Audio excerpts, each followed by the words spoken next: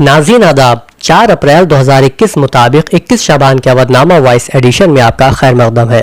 अवधनामा में शाये अहम खबरों के मुताबिक मशहूर आलिम दीन और all India Muslim Personal Law Board के जनरल सेक्रेटरी मौलाना वली रहमानी का आज इंतकाल हो गया। उनकी उम्र 77 साल थी। मरहूम के पसमानदगान में एक बेटा और 2 बेटियां हैं। कुछ अरसे से उनकी तबीयत नासाज थी। हजरत की नमाज जनाजा आज यानी 4 अप्रैल को 11 बजे दिन में खानका रहमानी मुंगेर में अदा की जाएगी। बताते चले कि मुस्लिम पर्सनल लॉ बोर्ड के जनरल सेक्रेटरी मौलाना वली रहमानी के बाबरी मस्जिद कज़िये में बेबाकी के साथ कौम व मिल्लत की पैरवी की और आइली मसाइल के मामलात और 3 तलाक के खिलाफ भी मौलाना ने एक तहरीक शुरू की थी। उन्होंने इस्लाह माशरा तहरीक को तक़वियत बख्शी थी और शादी ब्याह में जहेज की लानत के खिलाफ जहेज लेने वालों और तलाक देने वालों को इज्तिमाई बाइकाट का भी फैसला किया था। साथ ही बुराइयों के खिलाफ इस्लाह माशरा तहरीक शुरू की थी। मौलाना के इंतकाल पर इल्मी, मजहबी, सियासी और तालीमी शख्सियात ने गम और रंज का इजहार किया है। मौलाना वली रहमानी के इंतकाल को उलमा किराम और हर किसी ने अजीम नुकसान करार दिया है। वो ऑल इंडिया मजलिस मुशावरत के नायब सदर भी रहे हैं। वो 20 साल तक बिहार असेंबली काउंसिल के मेंबर रहे और खानकाह रहमानी मुंगेर के सज्जादा नशीब भी थे। दूसरी खबर के मुताबिक वजीर आजम नरेंद्र मोदी और वजीर आला ममता बनर्जी दोनों ने मगरबी बंगाल में रैली करके एक दूसरे के खिलाफ सख्त बयानबाजी की है। वजीर आजम नरेंद्र मोदी ने ममता बनर्जी की सख्त तनकीद करते हुए कहा कि उनका गेम खत्म हो चुका है, इसलिए वो अब अंपायर पर ही उंगली उठा रही है। ख्याल रहे कि नंदीग्राम में पोलिंग के दौरान हंगामा आराई के बाद से ही तृणमूल कांग्रेस इलेक्शन कमीशन और मरकजी फोर्सेज की सख्त तनकीद कर रही है। वजीर आजम ने बीजेपी को बैरूनी पार्टी करार दिए जाने पर सख्त तनकीद करते हुए कहा कि ममता बनर्जी आईन की तौहीन कर रही हैं। बंगाल हिंदुस्तान का हिस्सा है और हिंदुस्तान का हर एक शहरी बंगाल में रहने का हक रखता है। वजीर आजम मोदी ने कहा कि दीदी को अब वाराणसी में खुशामदीद है।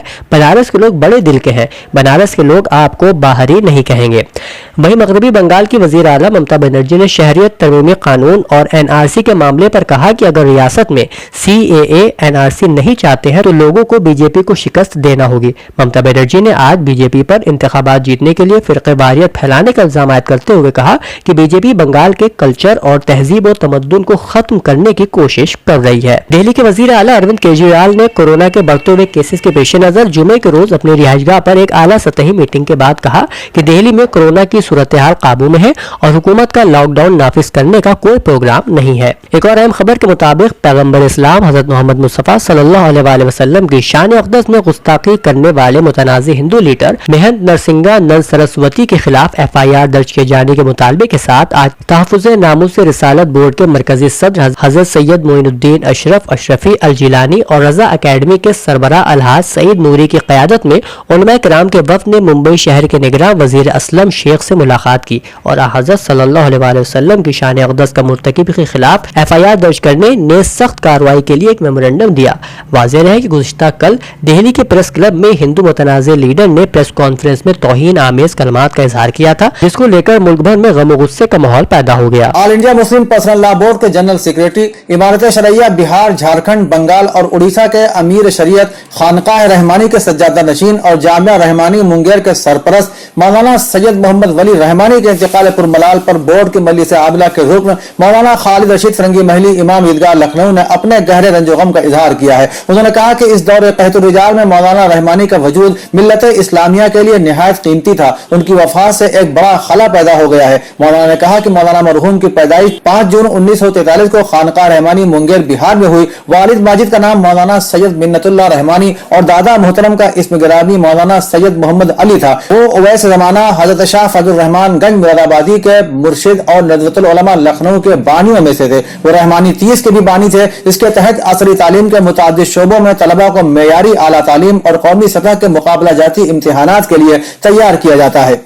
समाजवादी पार्टी के कौमी सदर और साबिक वजीर आला मिस्टर अखिलेश यादव ने भी अमीर शरीयत मौलाना वली रहमानी के अहले खाना से ताज़ियत का इजहार किया है। All India Muslim Personal Law Board के सेक्रेटरी जफर याब जिलानी ने अपने एक ताज़ियती बयान में कहा है कि Maulana Syed Mohammad Wali Rahmani general secretary All India Muslim Personal Law Board के सानिह इंतकाल से मुल्क मिल्लत को अजीम नुकसान हुआ है। उन्होंने कहा कि हजरत मौलाना का शुमार मुल्क के उन अजीम उलमा में होता है जो न सिर्फ एक जय्यद आलिम दीन थे बल्कि हालात हाजिरा पर गहरी नजर भी रखते थे। मोहम्मद अली नईम राजी और मौलाना फिरोज खान नदवी नदवी ने भी अपने ताज़ियती पैगाम में कहा है कि मरहूम का इस तरह अचानक रुखसत होना मिल्लत इस्लामिया के लिए एक सानिया है जिसकी तलाफी मुस्तक़बिल करीब में नामुमकिन मालूम होती है। अंजुमन इस्लाहुल मुस्लिमीन लखनऊ में एक ताज़ियती जलसा ज़ेर सदारत चौधरी शरफुद्दीन सदर अंजुमन मुनक़िद हुआ, जिसमें मुफक्किर इस्लाम All India Muslim Personal Law Board के जनरल सेक्रेटरी हजरत मौलाना मोहम्मद वली रहमानी साहब के इंतकाल पुरमलाल पर गहरे रंजो-गम का इजहार किया गया। ताज़ियत पेश करने वालों में Mohammad Sulaiman Fazlul Bari, Intikhab Jilani, Haji Mohammad Musharraf Hussain, Syed Kafeel Ahmad advocate, doctor Ammar Anees Nagrami, Mohammad Ghufran Naseem, Mohammad Haleem advocate, Adeel Ahmad Siddiqui, Masood Alam Jilani, Ishrat Ali, Mohammad Shakeel Ahmad वगैरह शामिल हैं। राष्ट्रीय लोकदल उत्तर प्रदेश के सीनियर लीडर वसीम हैदर ने अपने एक ताज़ियती बयान में मुल्क के मशहूर और मारूफ आलिम दीन और सियासी और समाजी मदबी रहनुमा और मुस्लिम पर्सनल लॉ बोर्ड के जनरल सेक्रेटरी मौलाना मोहम्मद वली रहमानी के इंतकाल पर गहरे रंजो गम का इजहार करते हुए मौलाना के इंतकाल को मिल्लत इस्लामिया का अजीम नुकसान करार दिया। मुस्लिम यूथ वेलफेयर सोसाइटी लखनऊ के ज़ेर एहतमाम एक ताज़ियती जलसे का इनेकाद मौलाना डॉक्टर मोहम्मद यूसुफ नदवी नगरामी की सदारत में हुआ, जिसमें मौलाना वली रहमानी के इंतकाल पर रंजो गम का इजहार किया गया। जलसे में doctor Abdul Quddus Hashmi, Hammad Anees Nagrami, Mohammad Hussain Mateen, Mohammad Hasan Mateen, doctor Ammar Anees नगरामी, Masood Alam Jilani, Asrar Ahmad sherwani, Faisal नगरामी, Rafat शहदा Siddiqui, HM. Yasin, doctor Tariq Hussain, Khwaja Faizi Yunus वगैरह ने शिरकत की। राजधानी लखनऊ में वाक़ अलहुदा मॉडल कॉलेज में परवाज फाउंडेशन ने इंफॉर्मेशन सेंटर का इफ्तिताह किया है। इसका मकसद समाज के उन लोगों तक सही वक्त पर सही जानकारी पहुंचाना है जो अपने बच्चों को आला तालीम देने के लिए जद्दोजहद कर रहे हैं, लेकिन उन्हें सही जानकारी नहीं मिलती। प्रोफेसर हिलाल अहमद ने बताया कि परवाज फाउंडेशन लंबे अरसे से बच्चों को तालीम दे रहा है। जो गरीब बच्चे तालीम हासिल करना चाहते हैं उन सबको वजीफा भी दिया जाता है। मरकजी और रियासती हुकूमत अक़लियती समाज के बच्चों की तालीम के लिए कई स्कीमें चला रही है, जिसमें वजीफा भी शामिल है। उन्होंने बताया कि हमारी कोशिश है कि कैसे हुकूमत की तमाम स्कीमों की जानकारी आवाम तक पहुंचाएं ताकि लोग उससे फायदा उठा सके। इन्हीं सब बातों को मद्देनजर रखते हुए आज अल हुदा मॉडल कॉलेज में इंफॉर्मेशन सेंटर का इफ्तिताह किया गया। ऑल इंडिया मुस्लिम मजलिस के नव मुंतखब कौमी सदर प्रोफेसर डॉक्टर बशीर अहमद साबिक pro vice chancellor Indira Gandhi national open university ने प्रेस क्लब लखनऊ में मीडिया को मुखातब करते हुए कहा कि वजीर आजम मोदी का सबका साथ, सबका विकास, सबका विश्वास का नारा सिरे से झूठा साबित हो चुका है, क्योंकि बीजेपी का एक भी मुस्लिम एमपी लोकसभा और यूपी असेंबली में नहीं है। मुल्क में खासतौर से यूपी में लाकानूनियत का दौरा है और चारों तरफ भ्रष्टाचार उरूज पर है, जिससे अवाम में शदीद बेचैनी है। हुकूमत की गलत पॉलिसियों की मुखालफत करने वालों को मोदी योगी हुकूमत देशद्रोही बताकर संगीन और फर्जी मुकदमात में माखूज करके जेल भिजवाकर अवाम को दहशतज़दा कर रही है, ताकि हुकूमत की चौतरफा नाकामी और तानाशाही रवैये पर कोई लबकुशाई करने की हिम्मत न कर सके। उन्होंने कहा कि राम सनेही घाट की कदीमी मस्जिद में पुलिस के जरिए नमाज पर पाबंदी लगाने की मजम्मत करते हुए हुकूमत से मस्जिद को नमाजियों के लिए जल्द से जल्द खोले जाने और आजमगढ़ के जियाउद्दीन को मार देने वाले पुलिस वालों को गिरफ्तार करने और उसके पसमानदगान को 50 लाख रुपया मुआवजा देने की रियासती हुकूमत से मुतालबा करती है। अवधनामा के जहानुमा सफर पर शाये रिपोर्ट के मुताबिक ईरान के खिलाफ रफ्ता रफ्ता अमरीकी पाबंदियां हटाए जाने से मुतालिक एटमी मुआहिदे के मुश्तरका कमीशन के बयान पर रद्द अमल का इजहार करते हुए तेहरान ने सराहत के साथ ऐलान किया है कि इस्लामी जमहूरिया ईरान ऐसा कोई मंसूबा कबूल नहीं करेगा जिसमें अमरीकी पाबंदियां रफ्ता रफ्ता हटाए जाने की बात रखी जाएगी, और न ही ईरान अमेरिका से किसी तरह के मुज़ाकरात अंजाम देगा। ईरान का कहना है कि इस्लामी जमहूरिया ईरान अमेरिका की जानिब से एक साथ पाबंदियां उठाए जाने और इस बारे में सच्चाई सामने आने के बाद ही अपने एटमी वादों पर दोबारा अमल करना शुरू करेगा। ईरान के एटमी तवानाई के इदारे के सरबराह अली अकबर सालेही ने भी जौहरी मुआहिदे में तातुल के दूर होने की जानिब इशारा करते हुए कहा है कि अब जौहरी मुआहिदे में गुफ्तगू तकनीकी मरहले में दाखिल हो गई है और माजी जैसी सूरत हाल अब नहीं रही, जिससे साफ लगता है कि तातुल दूर होने वाला है और ये एक खुश आइन बात है।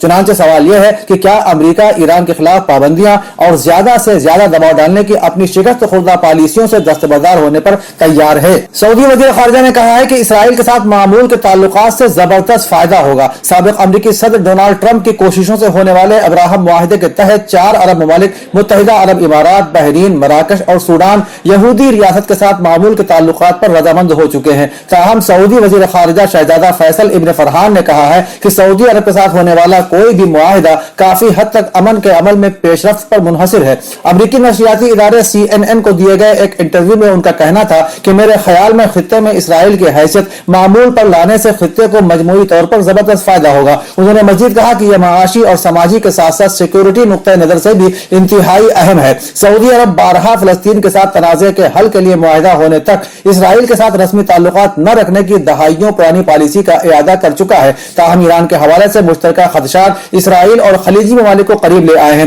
اور ریاض کئی برسوں سے خاموشی کے ساتھ یہودی ریاست کے ساتھ تعلقات استوار کر رہا ہے۔ ایک اندازے کے مطابق کورونا وائرس کی عالمی وبا کی وجہ سے تجارتی مال برداری کے لیے استعمال ہونے والے بحری جہازوں پر سوار 1 لاکھ کے قریب ملاح سمندری پانیوں میں پھنسے ہوئے ہیں۔ ان ملاحوں کی مدد کے لیے ایک مہم چلائی جا رہی ہے جس پر دستخط کرنے والے اسے ایک ایسا انسانی بحران قرار دے رہے ہیں جس سے دنیا بھر میں ضروری اشیاء کی رسد اور ترسیل میں مشکلات پیش آ رہی ہیں۔ اس مہم کے ارکان نے دنیا بھر میں حکومتوں سے مطالبہ کیا ہے کہ وہ مال بردار بحری جہازوں پر کام کرنے والے 16 لاکھ ملاحوں کا حوصلہ بڑھائیں، انہیں سرحدوں کے آر پار جانے کی اجازت دیں اور ترجیحی بنیادوں پر انہیں ویکسین فراہم کی جائے۔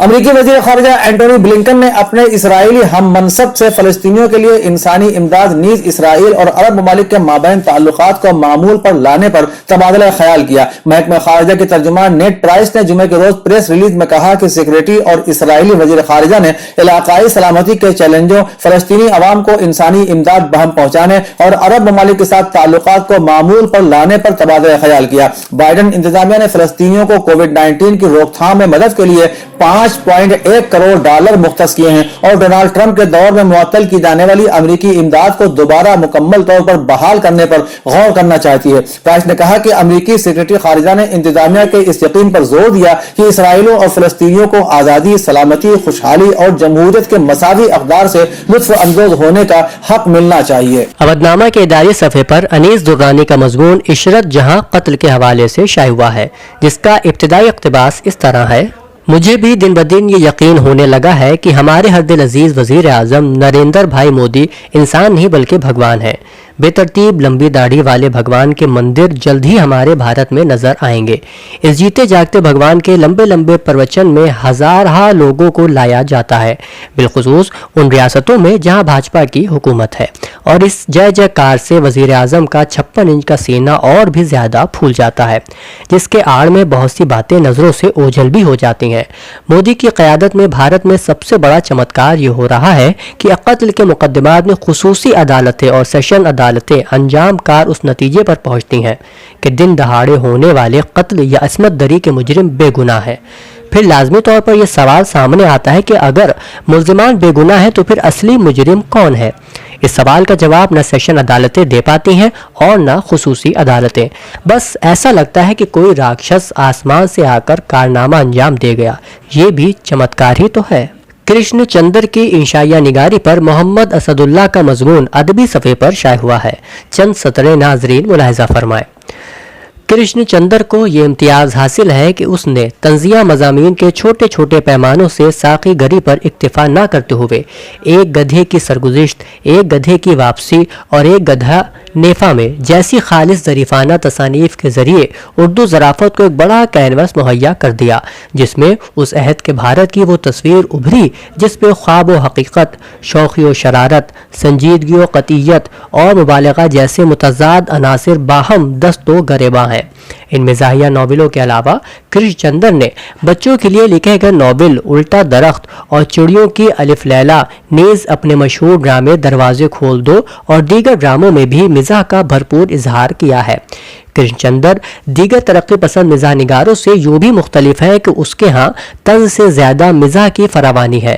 محض تضادات کی دریافت سے مزاح پیدا کرنے کے بجائے کرشن چندر مضحکہ خیز صورتحال کے انکشاف کو مزاح کی بنیاد بناتا ہے۔ ترقی پسندوں نے جہاں طنز کو بے حد ترقی دی اور کرشن چندر، سعادت حسن منٹو، کنہیا لال کپور اور ان کے بعد ابراہیم جلیس وغیرہ کی صورت میں صاحب طنز نگار پیدا کیے، وہاں ایک بھی کام کا انشائیہ نگار نہیں ملتا۔ یہی نہیں بلکہ غیر ترقی پسند ادیبوں جیسے پطرس بخاری، رشید احمد صدیقی، عظیم بیگ چغتائی، شوکت تھانوی، چراغ حسن حسرت، عبدالعزیز فلک پیما، حاجی لکھلک کے ہاں بھی مزاح اور مزاح تو ہے، مگر وہ تحریر نہیں جسے خالص انشائیہ کہا جاتا ہے۔ یہ سچ ہے کہ اردو میں انشائیہ نگاری کی جو تحریک ابھری، جس کے تحت ڈاکٹر وزیر آغا کی رہنمائی میں مخصوص انداز کی تحریریں منظر عام پر آئیں، اس سلسلے میں ممتاز مفتی کے مضامین کا مجموعہ غبارے اور وزیر آغا کے انشائیوں کا مجموعہ خیال پارے کو اس صنف کی نمائندگی کا شرف حاصل ہے۔ کرشن چندر نے اس انداز کے انشائیے نہیں لکھے، لیکن ہمارے ہاں جن خصوصیات بنیاد کی بنا پر کسی تحریر کو انشائیہ قرار دینے کا رواج عام ہے، وہ خوبیاں ہوائی قلعے میں موجود ہیں۔ عبدالحلیم شرر کی کتاب گزشتہ لکھنؤ پر ایس ایم حسینی کا تبصرہ بھی اسی صفحے پر ہے۔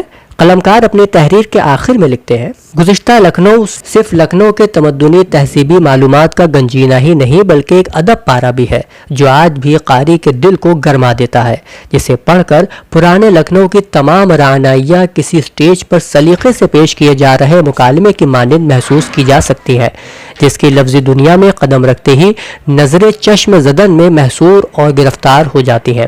ایسا سما پیدا ہوتا ہے کہ انسان اس طلسماتی دنیا سے جدائی کا خیال بھی اپنے ذہن کے خانوں میں نہ لا کر بڑی سے بڑی قیمت کے عوض قدیم لکھنؤ کی مہکتی ہوئی فضا میں شہریت مل جانے کا خواب دیکھتا ہے، جسے اب جینا ممکن نہیں۔ جی ہاں، تو شرر کی گزشتہ لکھنؤ ایک نایاب تحفہ ہے جو لکھنوی زندگی کا ایک انسائکلوپیڈیا ہے، جس میں لکھنؤ کی تاریخ اور تاریخی عمارتوں کا ہی نہیں بلکہ وہاں کی تہذیب و تمدن، لب و لہجہ، انداز و اطوار، زبان و بیان کا ایک مفصل بیان ہے، جسے عبدالحلیم شرر نے بڑی دل جمعی اور نہایت دل سوزی کے ساتھ قلم بند کر کے آنے والی نسل کے لیے ایک نیا باب وا کر دیا ہے۔ اس کے علاوہ وزیر احمد مصباحی کا افسانچہ بد نصیبی اور ذکی طارق بارہ بنکوی کی غزل بھی اسی صفحے کی زینت ہے۔